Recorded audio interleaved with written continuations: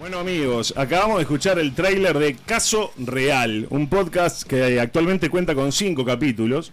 Joana ya los escuchó. Sí, no los escuché todos, pero sí. Pero mentí, sí que te gustó. Bueno, los escuché todos. Sí, no, me encantó. El quinto se pone lindo. Y que es un podcast que se propone la ambiciosa tarea de volver sobre 19 casos reales de asesinatos registrados en Uruguay a razón de uno por departamento. Por eso son 19, no es un homenaje a Scotti. Y para hablar de Caso Real recibimos a quien mejor que a su creador, a Nicolás Viñolo, cuyo nombre seguramente le suene a los más futboleros, ya que Nicolás es árbitro de primera división, no es que arbitra tipo partido de fútbol 5 entre gordos oficinistas, no. No. Entre gordos que juegan profesionalmente al fútbol. Y como hoy, Suárez, por ejemplo, por nombrar uno. Por respeto a Luis, que ya no se puede defender. Y hoy nos visita para que intentemos indagar en los secretos vínculos entre dos campos aparentemente tan diferentes como el podcast, bueno, los asesinatos y también esa otra tarea para muchos criminal, como es el arbitraje. Bienvenido, Nicolás. ¡Vamos, Nico! Vamos a aplaudirlo porque es la primera vez que lo aplaude. Nunca le había pasado. Ay, no seas malos. Bueno, bienvenido. Muchas gracias por la invitación. Y bueno, espero que sea lo malo posible. No, esta parte tiene miedo, me parece. Lo nuestro va a ser leve al lado de lo que va a venir después. El problema es lo de... Adulto andaba con unas tarjetas ahí, estaba sacando tarjeta del bolsillo de atrás, haciendo... Quiere echar al árbitro por primera vez. Sí. Bueno, Nico, más allá de tener tu trabajo, porque vos no solo sos árbitro profesional, también tuviste durante muchos años un trabajo, digamos, alejado del tema audiovisual. ¿Cómo surge tu interés en algo así netamente periodístico, por decirlo de alguna manera? ¿Es algo que como que siempre te acompañó, hace un interés por estos temas, por escribir más allá del deporte, o nada, surgió, qué sé yo, porque tenías más tiempo para dedicarle a algo y se te ocurrió ir por ahí como podías haber ido por otro lado? Sí, el tema del tiempo es fundamental. Siempre me gustó el tema de escribir, de contar alguna historia, no fundamentalmente el tema del crimen. Eso fue medio repentino, me encontré con él y es algo que me parece que si está bien contado es atrapante, que sea serio. Y bueno, sí, a mí por un tema de mala suerte me quedé sin trabajo el año pasado, ya hace un año, relativamente por el tema de fútbol también vinculado a eso, por el tema de los horarios que no me daban, no eran compatibles. Y bueno, y esto lo encontré y es algo que con el pasar de los días me di cuenta que es algo que me gusta, el tema de la comunicación. Y cuando decís que lo encontraste, estrictamente que hubo algo que pasó, se te despertó alguien que te sugirió, che, ¿por qué no haces esto? No, fue totalmente mío. O sea, en el medio surgieron un montón de otras cosas para poder hacer y bueno, intenté hacer esto y tuve un par de intentos fallidos, o sea que antes de esto intenté hacerlo y bueno, no salió. Y bueno, esto creo que lo que yo saqué ahora del podcast, que son en verdad 2 capítulos de los 19, son 2 departamentos lo que hay, está dividido el primer capítulo en 3 y el segundo en 2. Por eso son 5 capítulos. Son 5. Pero vendé lo que son 5, así ahí está. Porque son 5. Son 5 capítulos. Son 5 entregas. De 2 historias, claro. Fue después de un par de intentos y esto creo que está bueno. Y el segundo tiene una leve mejoría en cuanto a cómo está realizado al primero. Entonces, no al texto, no a la historia. Me parece que la historia, la primera, es impresionante.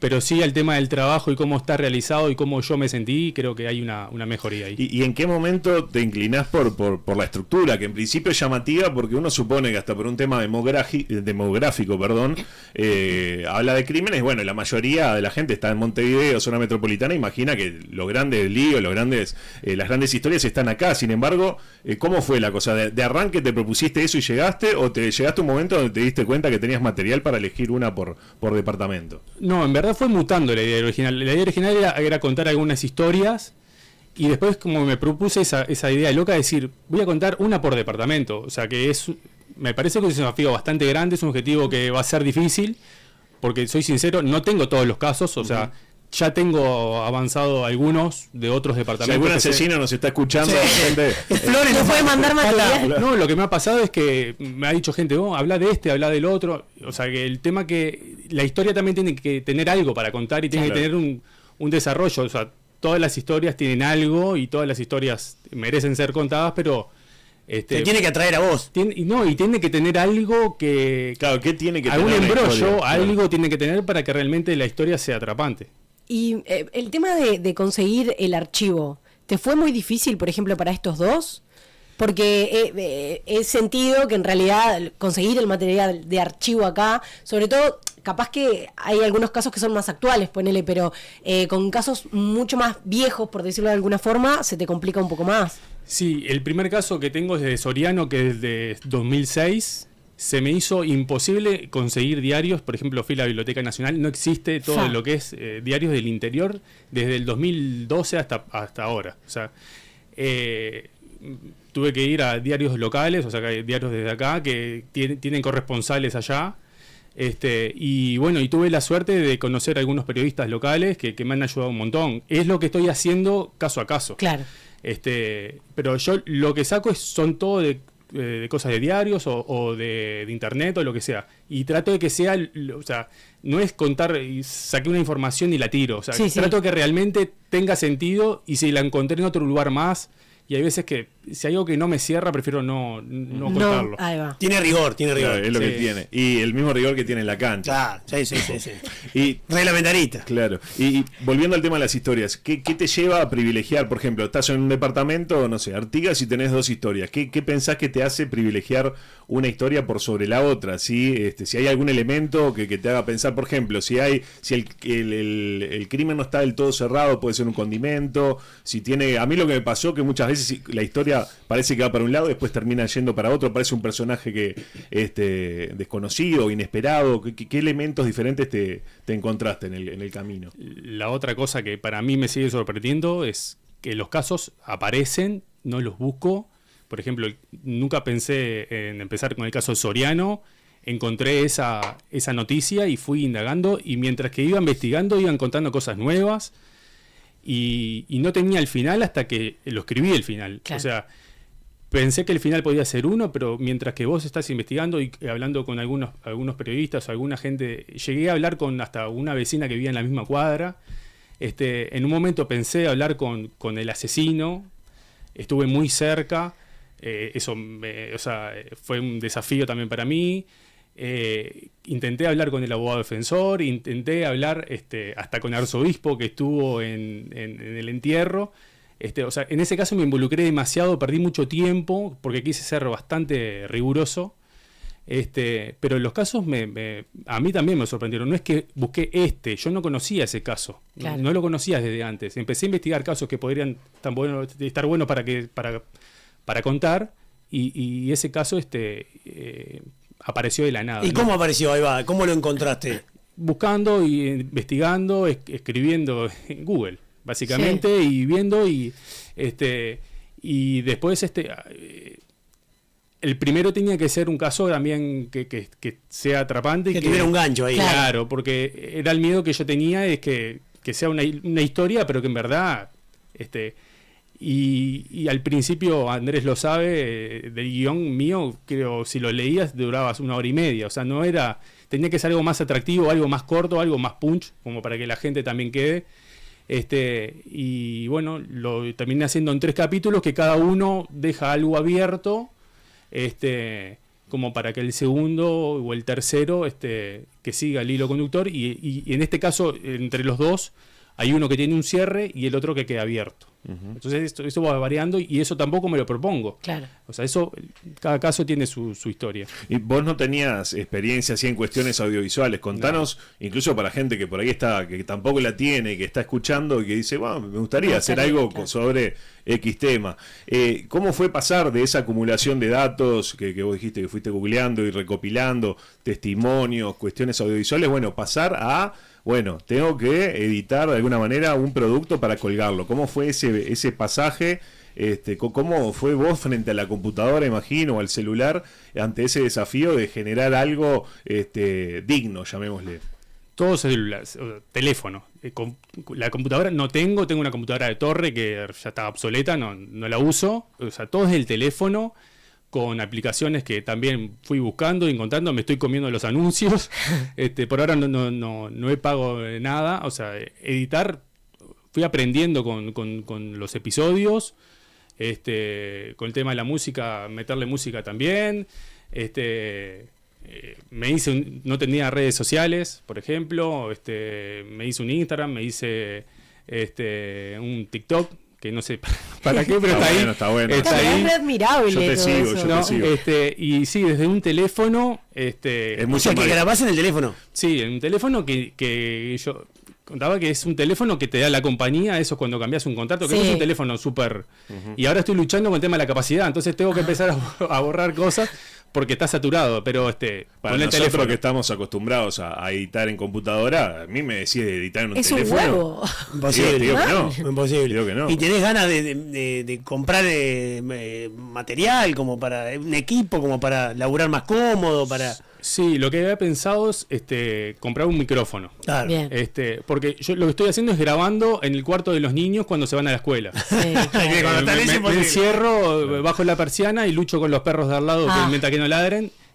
Me ha agarrado cada calentura porque estoy grabando y siento mi vecino tiene 5 perros, yo tengo 2 y de repente estoy en la mitad El del Milei, claro. Y Pero tengo no que duerme- volver a- no duerme con la hermana. Claro. tengo que volver a empezar y eso, y bueno, está, pero son los gajes del oficio. Bajo la persiana me quedó oscuro, o sea, lo más parecido a esto, simulando esto, y con la grabadora de un teléfono lo paso después por Bluetooth al otro y Y así ahí trabajo. editás. Y así trabajo. ¿Qué más? Y el momento, ¿recordás el momento en que dijiste, bueno, esto que tengo está?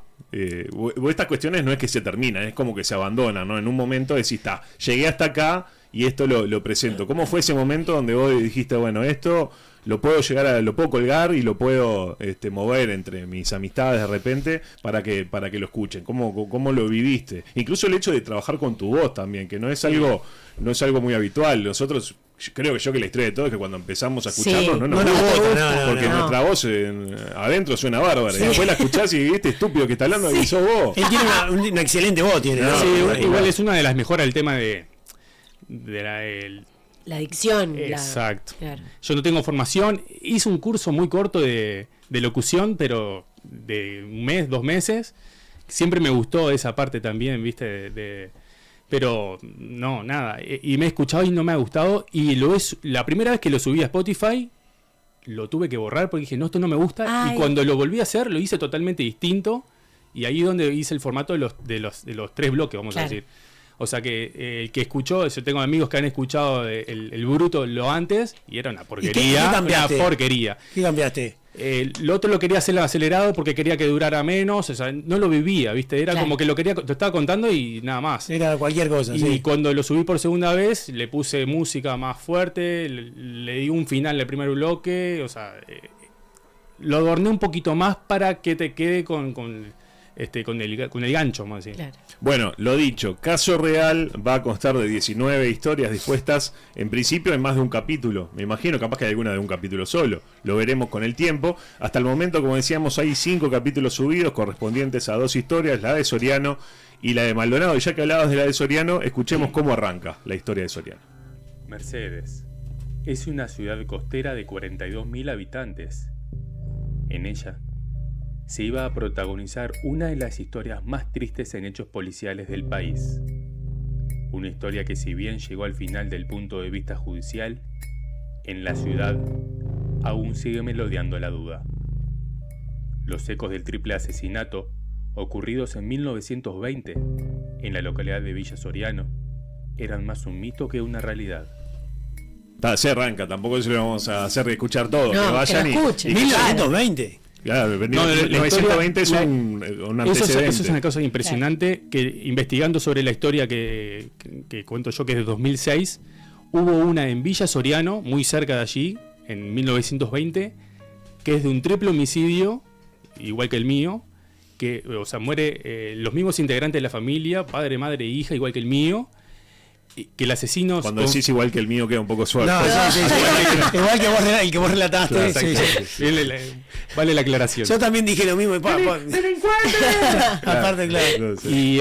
Y el asesino confiesa y luego se retracta, igual que la historia que cuento yo. Fa. Coincidencia increíble. Es increíble. Y esa historia la cuenta Sebastián Panz, un escritor del Observador, Sí, en un libro. Panza, sí. Y me contacté con él y él hace la introducción justamente de esa historia en el podcast, que la verdad que le tengo que agradecer públicamente porque no lo conozco. O sea, le escribí por Instagram, fue uno de los primeros que Un crack. y enseguida me pasó su celular y dispuesto enseguida a contar y hace la introducción de la historia de 1920 muy breve, con la similitud a la del 2006.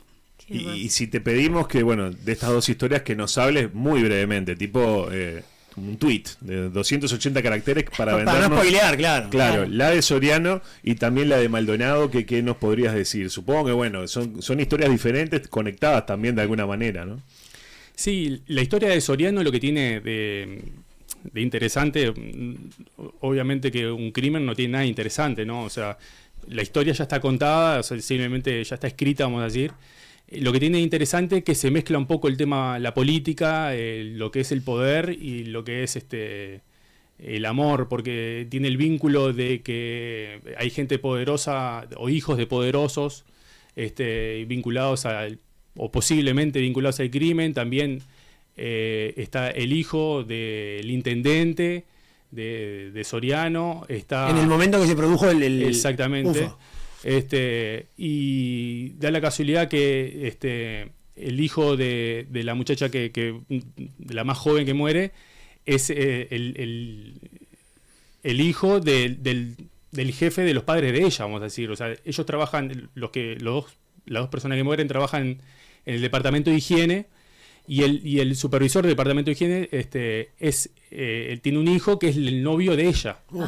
Entonces hay un enrabado también de amor. Nunca hay que salir con el hijo o la hija de tu jefe, ¿no? Eso lo sabe cualquiera. Y bueno, y la vinculación también de que del abogado defensor es el actual vicepresidente de ANCAP. También lo llevé un poco, lo traje a la actualidad. Y bueno, y la historia esa que tenés una persona que dice ser el culpable de un triple homicidio y la gente no le cree. Entonces ese es el trabajo que ahí estuve haciendo. Y con el caso de Maldonado, lo que tiene también, no quiero spoilear, pero bueno, está vinculado en cierta manera en el final del primer capítulo con un caso que está recontra trillado en Maldonado, que es el de Natalia Martínez, que en un momento, o sea, nunca pensé en tocarlo porque ya no hay más nada para contar de ese caso. Ya creo que hasta gente de la BBC vino acá a hacer un especial, o sea, 2006 fue eso, 2005. Sí, fue 2007. El caso que cuento yo es 2008, y en cierto momento se juntan los dos casos y ahí toco el caso de Natalia Martínez, pero tangencialmente, digamos. Sí, o sea, lo tiro por arriba porque es un caso que ha marcado, como el de Lola, por ejemplo, en Rocha. Pero son casos que no se me ocurre contarlos. Y bueno, están enrabados y ahí tienen ese cosa que te atrapa ahí. Y si te pedimos dentro de al menos de estas dos historias, o alguna otra que esté ahí medio en ciernes por salir, ¿qué fue lo más sorprendente que encontraste? ¿Ese dato o ese personaje o ese hecho que te voló la cabeza, si es que hay alguno? O lo primero que se te venga cuando te digo algo inesperado que te surgió en el medio de la investigación. No, lo que me llamó mucho la atención es que justamente eso que decía anteriormente, que como una persona que confiesa ser un triple homicida, después se retracta y tiene hablando con periodistas y gente de allá, tiene a casi toda la gente de la ciudad creyéndole que él no era el culpable o que había otra gente poderosa, vamos a decir, detrás de todo eso. Eso a mí me generó mucha duda, diciendo, ¿realmente habrá sido así? ¿O realmente le dijeron de sí esto? Eso fue lo que más a mí me dejó un poco, no digo nervioso, pero sí realmente decir que quiero investigar un poquito más.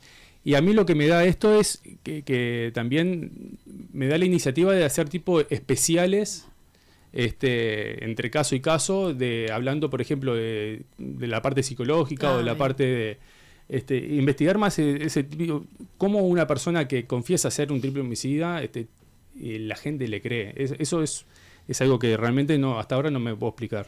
Y poniéndonos del otro lado, ¿no? Porque estamos hablando del homicida, pero está del otro lado, está, bueno, el policía, aquel que intenta ejercer la justicia, y nosotros venimos de décadas de exposición al mundo literario, y el cinematográfico. Siempre está el policía heroico, ese moralista que más allá que esté el poder metido, como vos bien dijiste, va hacia adelante en búsqueda de la verdad, y también está el otro, ¿no? El corrupto que permite que modificar la escena del crimen, que detiene a un inocente o que hace callar testigos, tipo mejor no te metas. ¿Encontraste de esos personajes también en sí, la búsqueda? hay, por ejemplo, estos dos casos que estoy contando son totalmente opuestos. Hay uno que el trabajo policial desde el primer momento fue pésimo.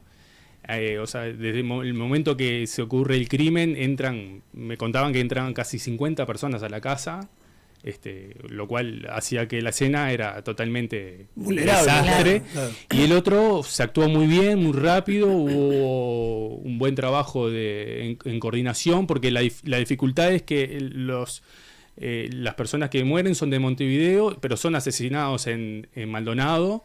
Y luego uno de los homicidas va hacia La Valleja. Entonces hubo un trabajo en conjunto muy bueno, por ejemplo, de la policía, que ahí también lo destaco.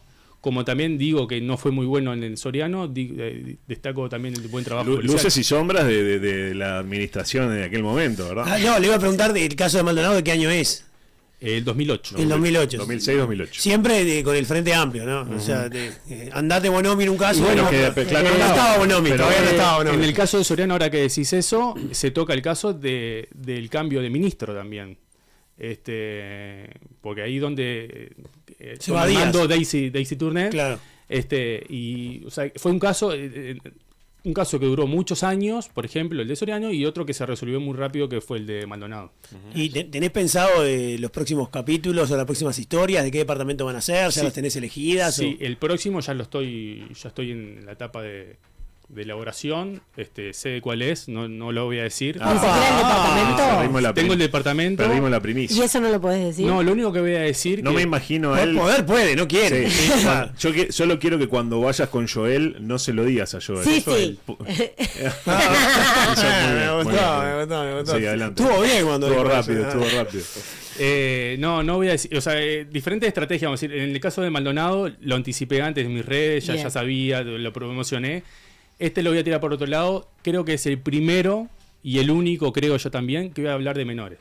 Ok. Que voy a hablar de un menor de edad y son 3 historias en la cual hay una que la voy a desarrollar más, pero que están unidas. O sea, tienen el mismo desenlace, hablan de lo mismo, están enrabadas, 3 historias que no ocurrieron en el mismo lugar, pero sí se habla de lo mismo, y del departamento, o sea, de dónde es ese, sí voy a profundizar en el tema. Pero la única que voy a decir es que es muy duro, porque, por ejemplo, la historia que voy a contar tiene la edad de mi hijo más grande. Claro. Es terrible, pero bueno, como ya dije antes, son historias que ya están escritas y que se cuentan nada más.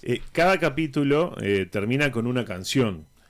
La elección de cada canción, hablanos un poco de eso. ¿Es arbitraria? ¿Hay vínculo con algún tipo de conexión con la historia, o es simplemente música que te gusta? Sí, el caso de Maldonado tiene un enrabado bastante. Tenés que buscarlo, pero sí, bueno. Yo la de May Michelle no la entendí.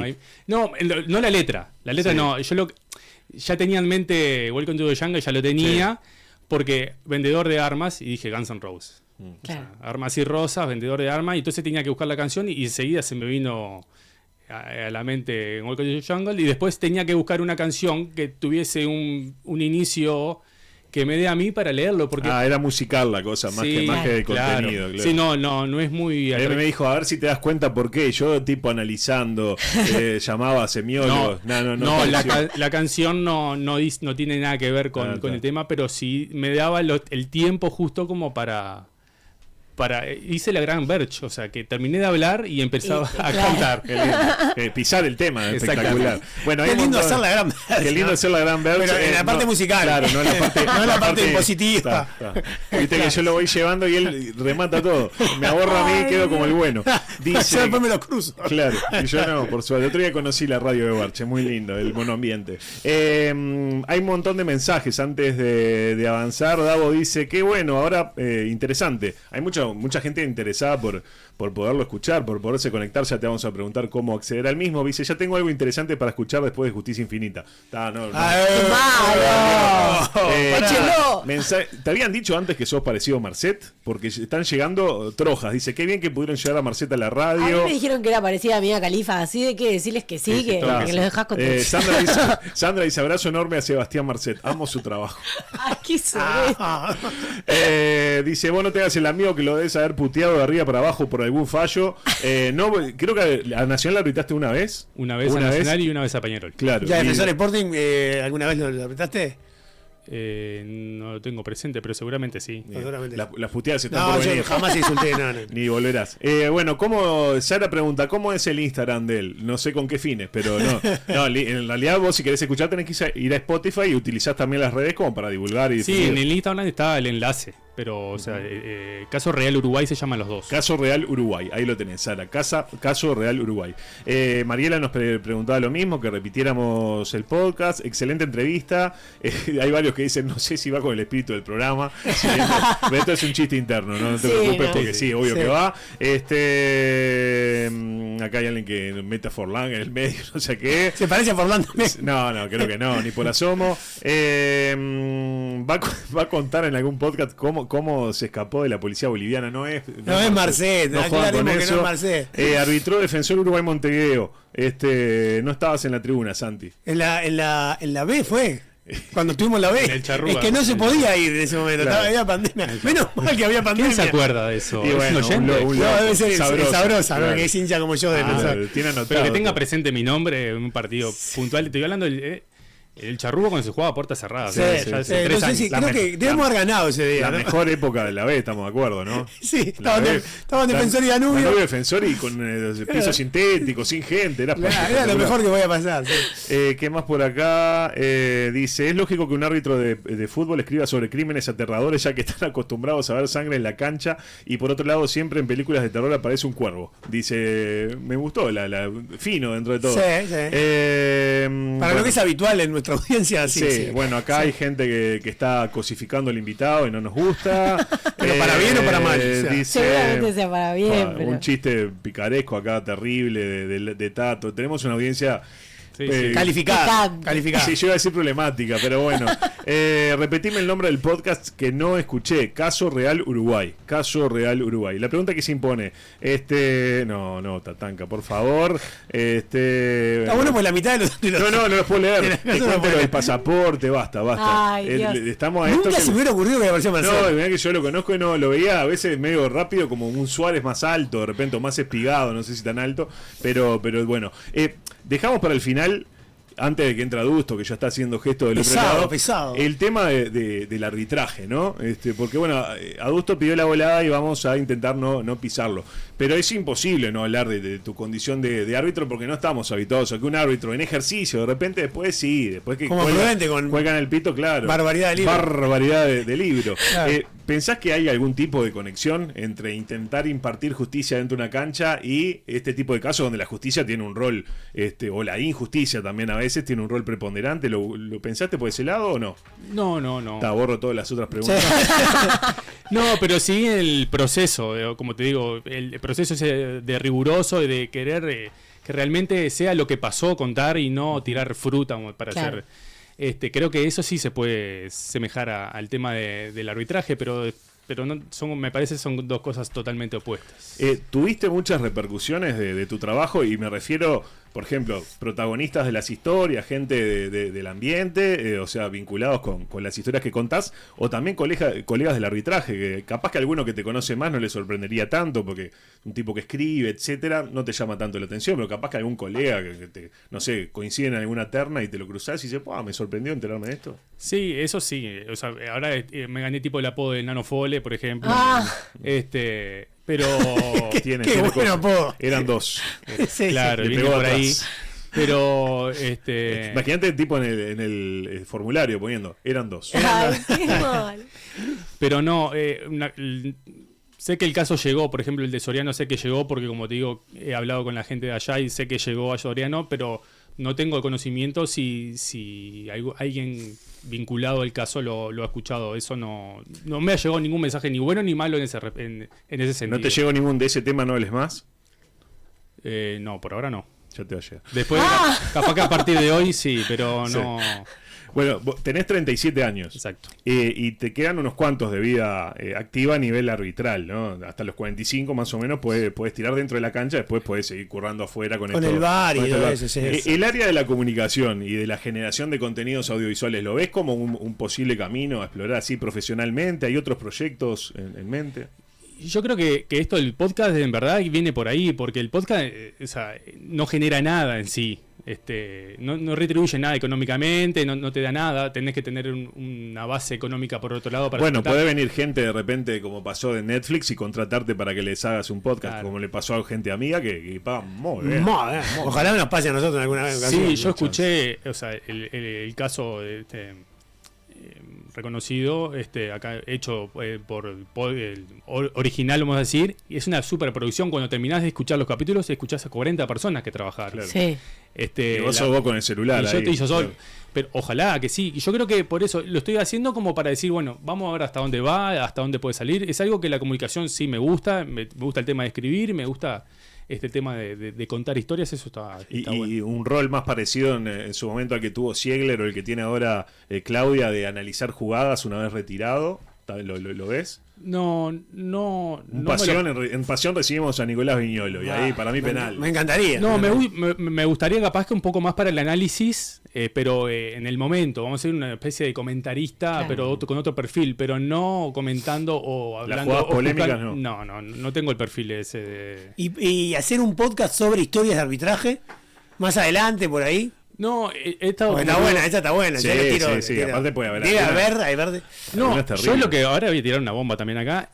Ahora que está de moda el tema de las columnas, cabe bien también un tema de columna, por ejemplo, en este programa, de crímenes relacionados con el arbitraje o relacionados con el fútbol. Ah, ¡Apa! Lo hablamos. Puede ser. Se habla. Bien. Puede ser. Sí, Bien. por Lo venía pensando. ¿Sos barato Sí. vos? Que tipo, Muy carísimo. accesible. Sí, sí. Bueno, Bueno, sí. viniste al lugar indicado entonces.